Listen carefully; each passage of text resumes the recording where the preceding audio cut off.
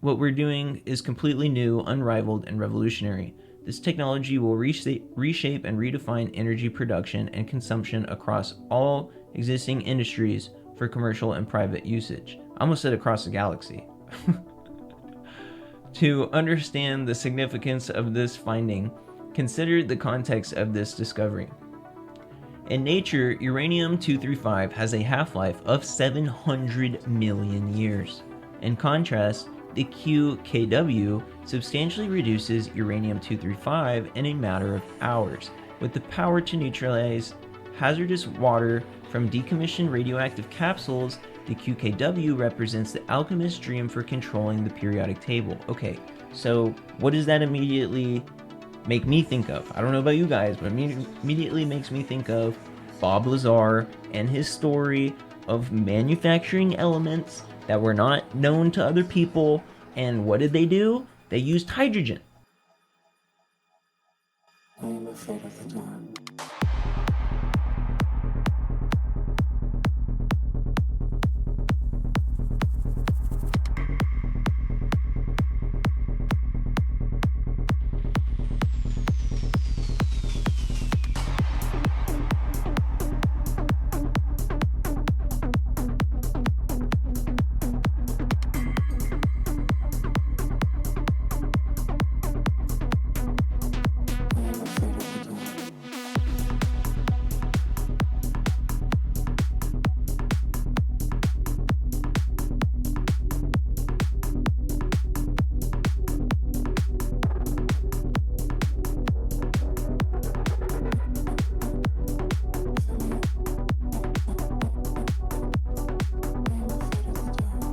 Hey there, hello, welcome to Inspired Earth. Super happy to have you into season 2. We're gonna have a pretty quick one here. Oh, pretty quick, but it's gonna be about fusion. It's gonna be about hot and cold fusion. China had built a huge fusion research facility. As well, France had beat the Chinese time for longest fusion drive, continuously operating for like, I think 1,400 seconds, which is around 20 something minutes. And that was beat everybody else. So I'm sure somebody else will beat them. And that was only a couple days after the Chinese had done their own. They beat their own record. So let's learn about this giant compound from Reuters from January 28th, 2025. New Chinese facility could aid nuclear weapons design or power generation. Laser fusion research important since nuclear testing banned. Experiment bay at facility in Mianyang is 50% larger than the US NIF. Singapore, January 28th. China appears to be building a large laser-ignited fusion research center in the southwestern city of Mianyang. Experts at 2 analytical organizations say a development that could aid nuclear weapon design and work exploring power generation. Satellite photos show 4 outlying arms that will house laser bays and a central experiment bay that will hold a target chamber containing hydrogen isotopes. The powerful lasers will fuse together, producing energy, said Decker Eveleth, a researcher at a U.S.-based independent research organization, CNA Corp. Satellite images reveal China's laser fusion research facility. Let me scroll down, it's just repeating itself. It is similar to a layout to the 3.5 billion U.S. National Ignition Facility, NIF, so that's what it stands for, National Ignition Facility, in Northern California, which in 2022 generated more energy from a fusion reaction than the lasers pumped into the target, known as scientific break-even.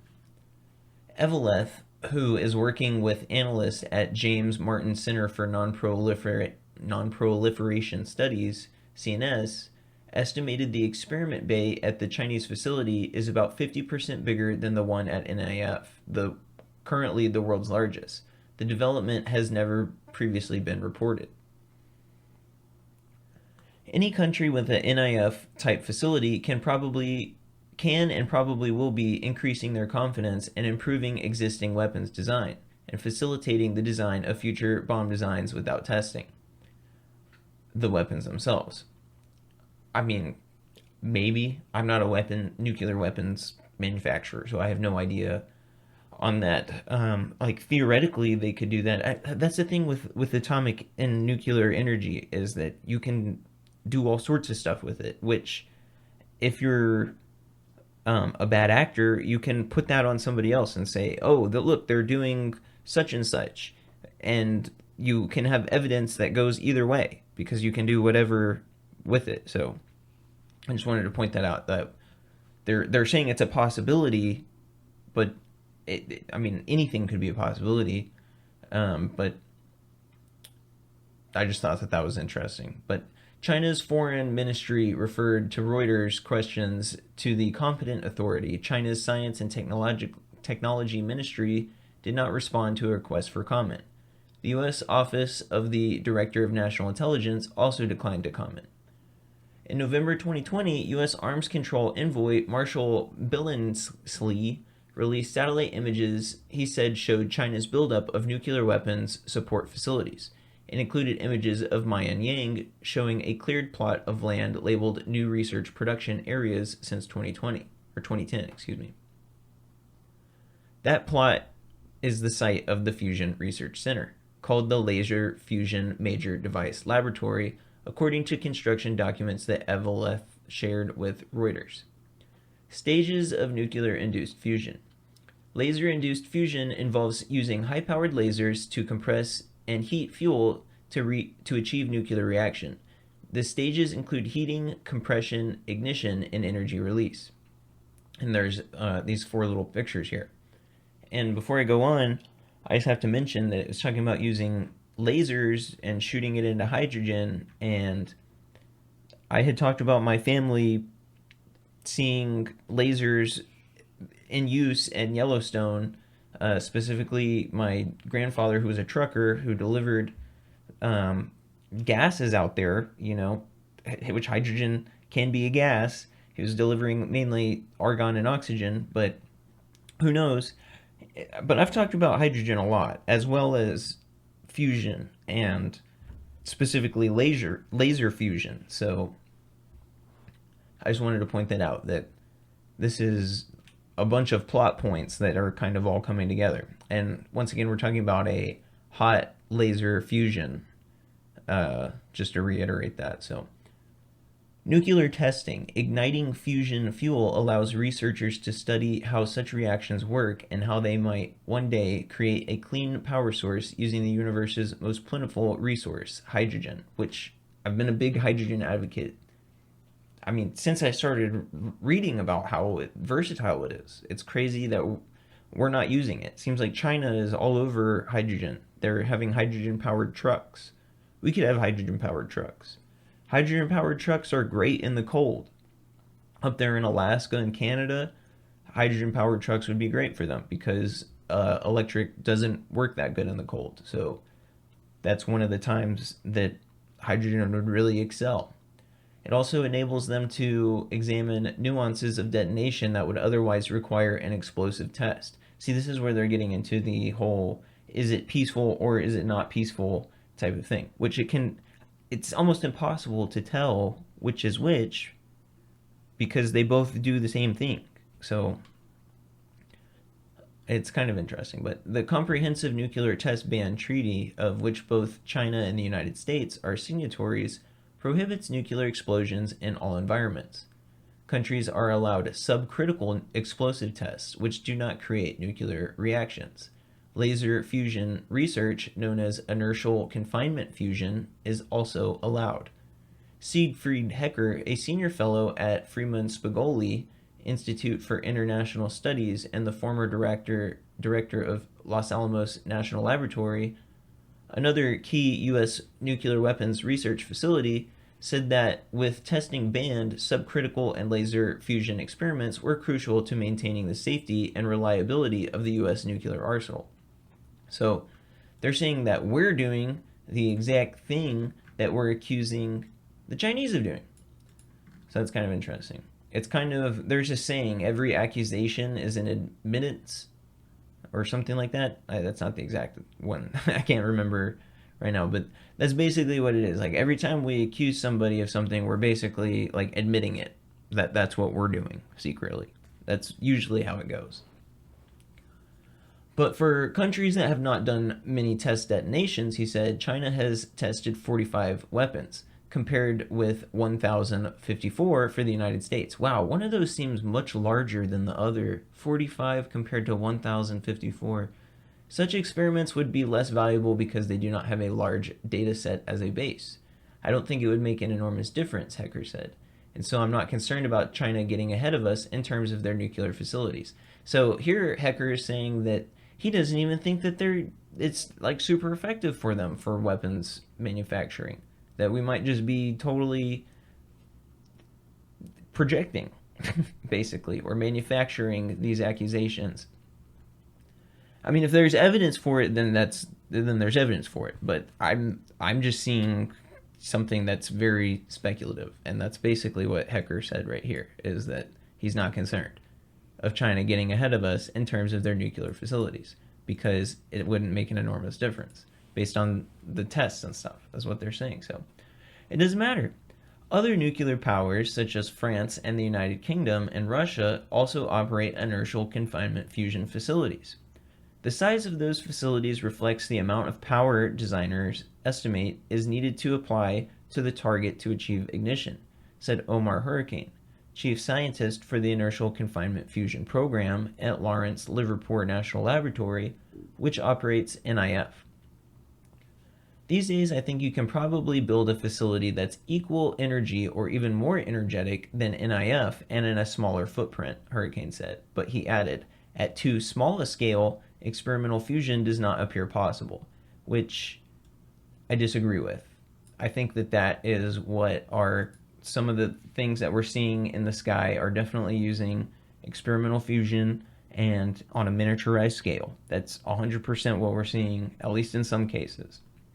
I've said that for years because that's what the evidence shows, and this is kind of what we're seeing here. So, and think about this sentence that I just read too, right here. I even put it in red, that at too small a scale, experimental fusion is not possible. He doesn't think. I mean, he's not saying it is a fact, but that's just his opinion. But that other countries operate laser-driven fusion centers is not a cause for alarm itself. It's kind of hard to stop scientific progress and hold information back. People can use science for different means and different ends, and that's a complicated question. So, kind of like what I was saying is that these science can be used for multiple different things. We don't know what they're using these facilities for. We most likely, well, I mean, we do, in that they're trying to improve their power and energy, but are they trying to make some crazy bomb? I don't know. I'm kind of hesitant to believe that until we have some evidence of that. It seems like our people were the ones that admitted to trying to do that. But if we're trying to do it, then maybe they are too. But we don't always align the United States and China in strategy and tactics and like ideology of technology. So it could be possible that there's a big difference between those two things, and especially regarding the economy and what materials and money goes to what. So food for thought on that. And now we're going to go to the complete opposite version of that. So that came out, what we just read was from January 28th. Okay? Now forget everything I just read. Because everything I just read is the exact opposite of what I'm just going to read. And guess what this is from? From Reuters. The exact same source. Or newspaper, rather. Quantum Kinetics Corporation's arc reactor cold nuclear fusion technology ready for industry. Well, we had that in the back room, didn't we? In some warehouse out in the middle of the desert or underneath the earth or wherever. This has been back there. I've been talking about cold fusion for a long time. And here we are. You know, there's a lot of different types of fusion, but I'm pretty convinced that cold fusion, or at least not a super hot fusion, has to be some at least plausible. I think that if we have miniaturized fusion type devices, then it's more likely for me to think that they would have come up with a cold nuclear fusion technology that wouldn't require the heat of the sun. Because, like, these other fusion ones are like making it, so much power that they're making it hotter than the surface of the sun, or even in the middle of the sun. They talked about making a quasar, trying to make a quasar on the Earth, and that's a crazy amount of power. But here we have a totally different like way of doing it that I think this technology has probably been around for a while, but it seems like it may be more advanced than the hot laser fusion. I'm not sure, honestly, but it does seem like they held this one back further than the hot fusion. And that could be because it's more efficient and it actually works better. That would be my guess. Um, so, Seattle, Washington, February 5th, Quantum Kinetics Corporation, an American company, has ushered in a dramatic shift in nuclear power evolution with their unmatched discovery, arc reactor technology. The company calls the process safe nuclear. Quantum kinetics research with heavily spiked radioactive water proved that using the company's patented quantum kinetics well, they are speeding up radioactive beta decay and at the same time fabricating unique and useful atomic elements through transmutation. Tested and verified over 3 years at national laboratories in the US, the power of the QKW quantum kinetics well is far more effective than the high temperature, high cost electrocoagulation (EC) methods for radioactive water purification, or atomic transmutation from large particle accelerators, cyclotrons, and or bulk ion heating tokamak reactors. Fascinating. That's basically what we were just reading about. So it's way more efficient and it's cold, which is like the exact opposite of what they were just saying is possible. All these, you know, they're scientists, but I mean, I would have a try not to call him a name, but I would want to call him a name. But we'll just move on. I don't want to name call anybody. But those other people, I feel like they kind of knew that they were gatekeeping this sort of information, and I feel like some of these scientists put out stuff that goes in the opposite direction. Like they just said that this is not possible, and here we are a month later, or no, it wasn't. It was like 6 days later or 2 weeks later. What was it? January 28th, and this is February 5th. So the next week, the very next week, this came out. It's hilarious, absolutely hilarious. The technology was discovered by McCain Lee, the visionary CEO and president of QKC. Driven by an unwavering passion for scientific advancement with limited resources, Lee embarked on a solitary journey that spanned 7 years. Secluding himself within the confines of a humble garage laboratory, he meticulously worked with electronic scraps, constructing and transforming them into the cornerstone of his revolutionary technology. That's crazy. Thus, Lee awakened a $40 trillion industry from a mere $40 toy, the arc reactor, which I'm pretty sure I've played with, maybe, if I'm thinking of the same thing. Maybe I haven't. I'm not sure. I think if it's the little arc lighter, then I've definitely played with those before. QKC's indigenous design incorporation of the arc reactor allows for the unique quantum kinetic well phenomenon, which generates instantaneous fusion temperature safely. Which generates instant fusion temperatures safely. These localized fusion events occur at room temperature without excessive waste energy. So this is like what they were just saying is totally impossible. This is exactly what this is. And I think that the craft and the sky have something like this going on. From traditional bulk ion plasma heating, the arc reactor technology triggers safe cold neutrons in contrast to characteristically unviable hot fusion approaches. So it's saying it's more effective.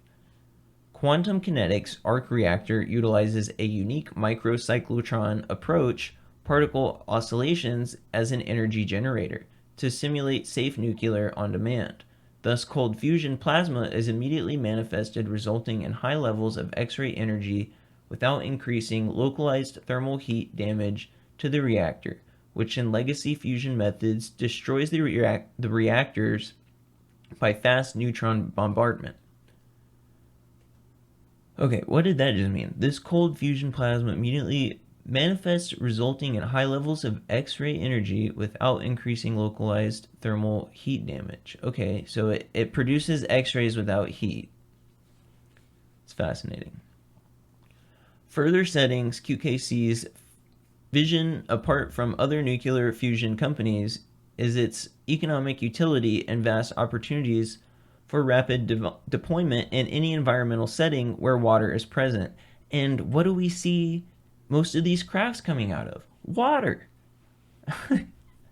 It's kind of obvious, right? And what is water made out of? Hydrogen. I've been talking about the same stuff, just with different words, for years. A key advantage of QKW operation is sustainability at a very low input power. That's really fascinating. That means that it can be small.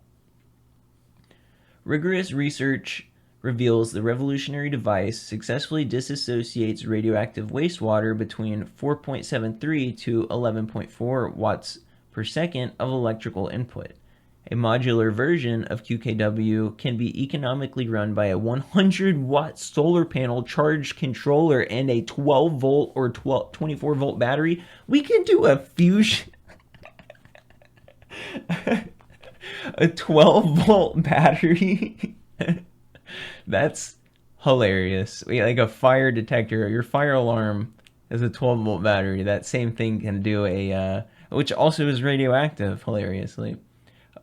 Fire alarms work off of americium.